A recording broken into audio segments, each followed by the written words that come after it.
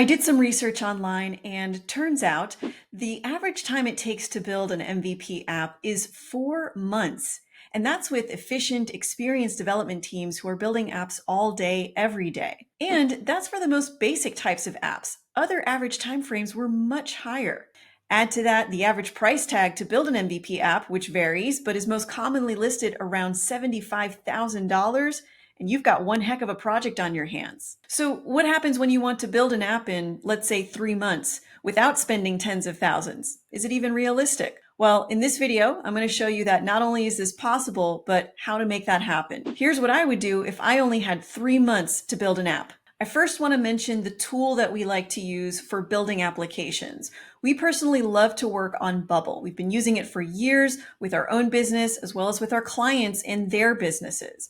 Bubble is a no-code, full-stack platform, which is fantastic for non-technical entrepreneurs who are serious about building custom, scalable MVPs as quickly as possible. Even if you do have a technical background, this is a fantastic platform that's going to get the job done for you. Because it is full stack, all of the components you need for an application are under one roof. So they take care of all the tech stuff behind the scenes. You don't have to worry about figuring out hosting servers, working in 3 different languages to manage your database, your front-end designs, all of the logic in between. It's all under one roof, and you don't have to write a single line of code to bring your app to life. Again, this platform can support production level applications that are scalable for the long term. We love it for MVPs as well. Using a no-code tool like Bubble is fantastic because it helps you develop at lightning speed compared to traditional methods of development.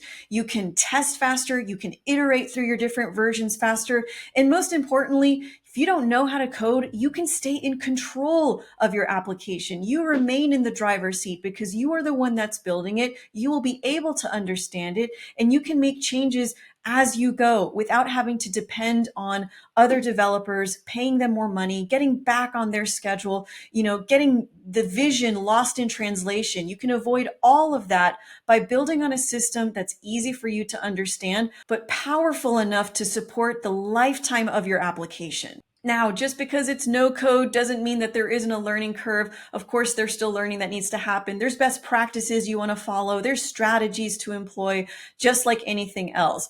And what I'm going to walk through in this video is to help you move through this process as quickly as possible. And keep in mind that just the tool alone is not going to get you all the way. Of course, it helps lower the barrier to entry, but you do have to take a very strategic approach to building out your app's MVP. Okay, the first thing you want to do when you're setting out to build an MVP in 3 months is to scope out a true first version set of features.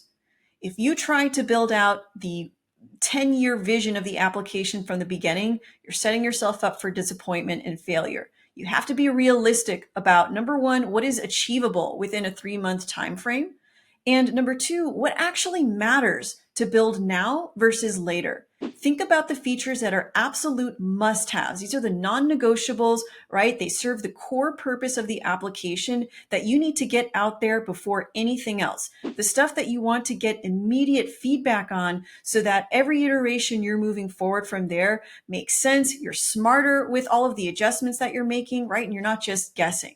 Okay, a true first version of your MVP is going to address the absolute key pain points that you're looking to solve with your application. They're not the fluff features. Those can come later.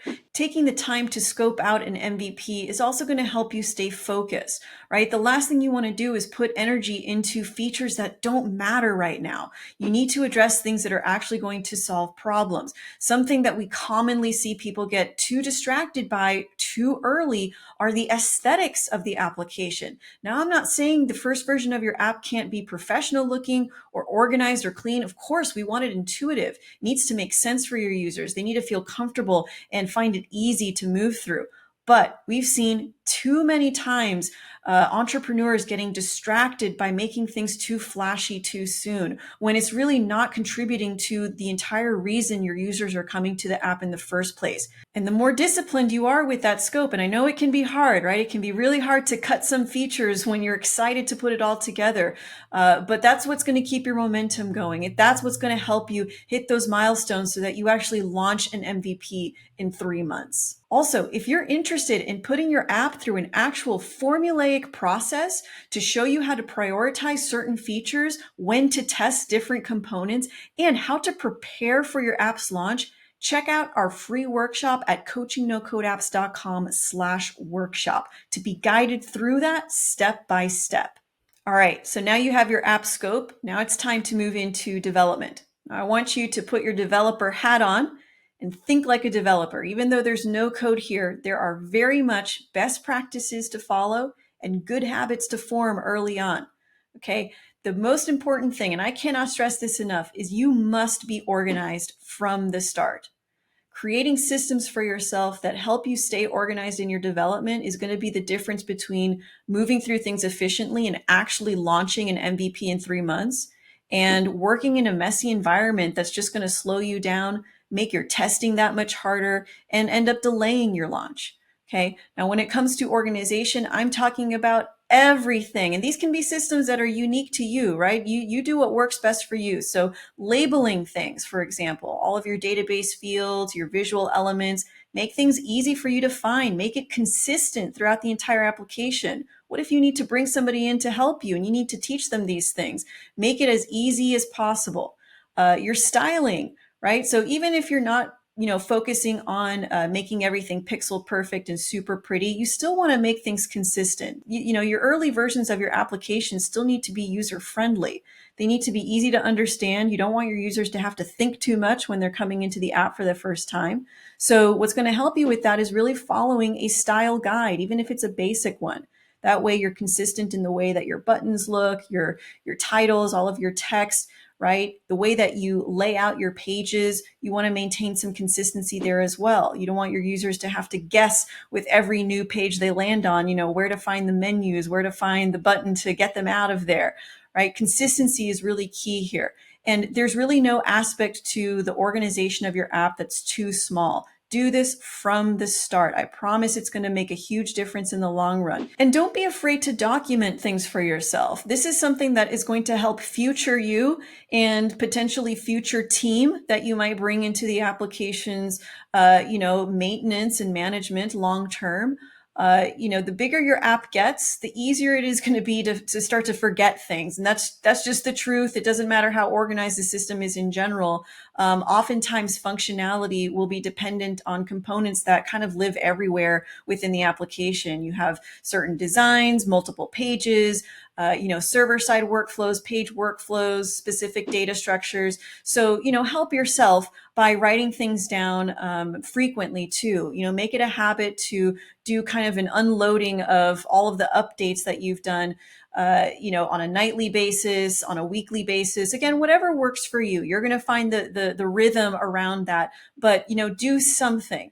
Don't trust your brain to hold on to it all for the entire lifetime of the app. It's just not going to work. Your app is going to be changing constantly, especially in the early stages.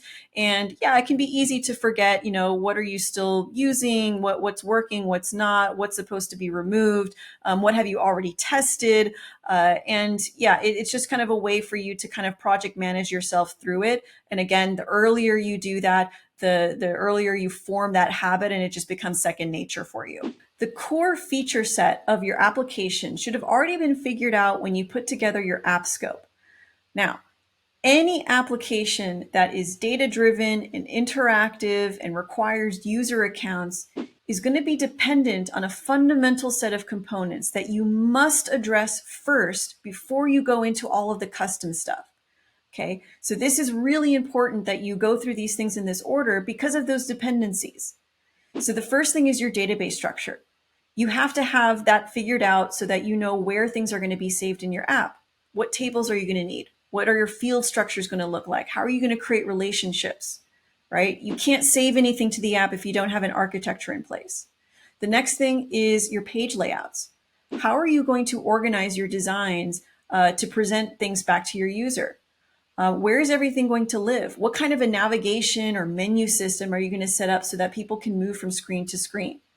That's thinking about the kind of the foundational layer for the front end, right? So your database structure is the foundation for the back end stuff for saving the info. And then your page layouts, your navigation system, your menu, those are the bones of the application for the user's front end experience.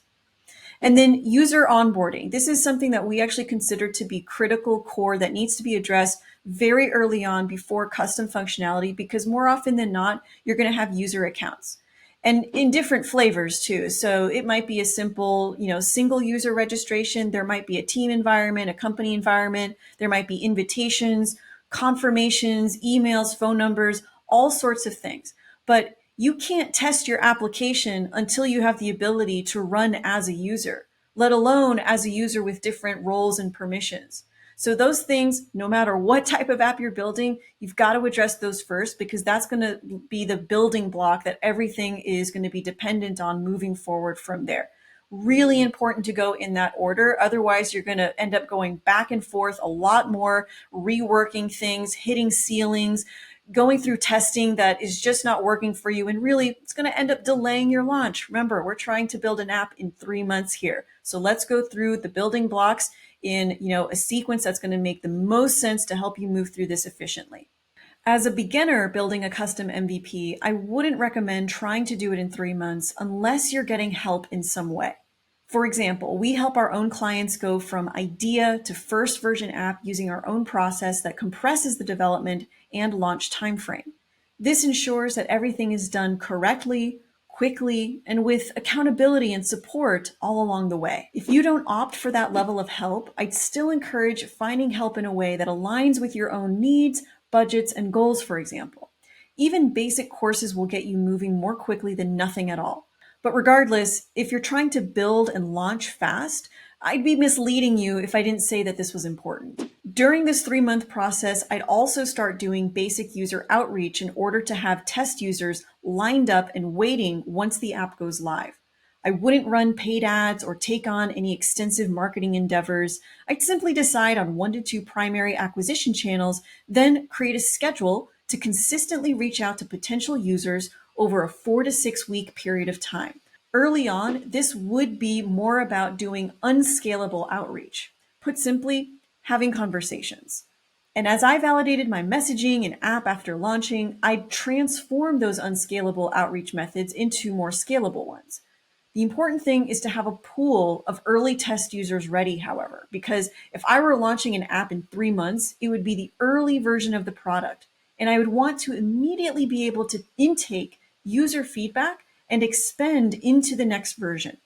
Once you have your core functionality in place in your app and you're no longer making as many adjustments, it's time for you to move into your stress testing period before you deploy everything to a live environment and you actually release your MVP to the outside world. Now, if you've been a diligent developer this entire time, you have been testing your application already. By the time you get to this final phase of really stress testing it all, this should be fairly easy for you. There shouldn't be a lot to fix or to correct or to address at this point. At this point, it's really more about revisiting workflows and things that you haven't touched in a while, making sure that a brand new user's experience, it makes sense, that it's intuitive for them, that all of the data is saving properly. Keep in mind that, you're very familiar with your app at this point. You know where everything is, but put yourself in the shoes of somebody who's brand new and experiencing your app for the first time. Is everything clear for them? Do they know how to get started, right? Make sure that your permissions, your privacy rules, all of the security is in place. Try to break the app, right? Try to move through the app in an unfamiliar way or a way that you really wouldn't expect your users to go through, but just to find those holes. You want to do that before your users do. At this point, you're not introducing anything new into your app. That's how scope creep comes about. If you start to add more features to your app just to kind of squeeze them in, you're just going to set yourself up for more delays in your launch, okay? So be disciplined in that. You set out a scope at the very beginning of this process to stick to certain non-negotiables. These are the most important outcomes that you want your users to achieve.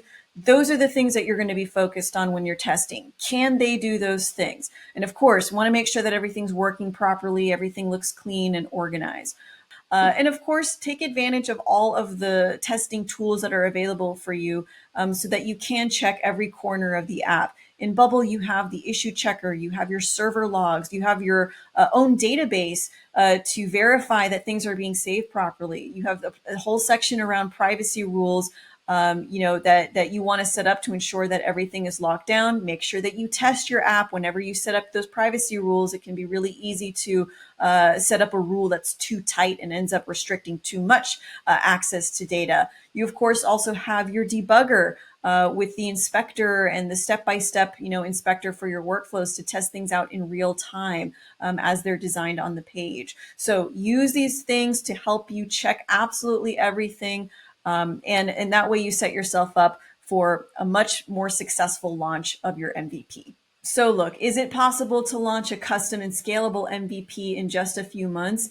Yes, but only if you're incredibly intentional about it. And what we've gone through today is how I personally go about doing this. And it's also how we help our own clients build and launch their apps. So I hope this was helpful. And if it was, the content you're about to see on the next screen will help you take it even further.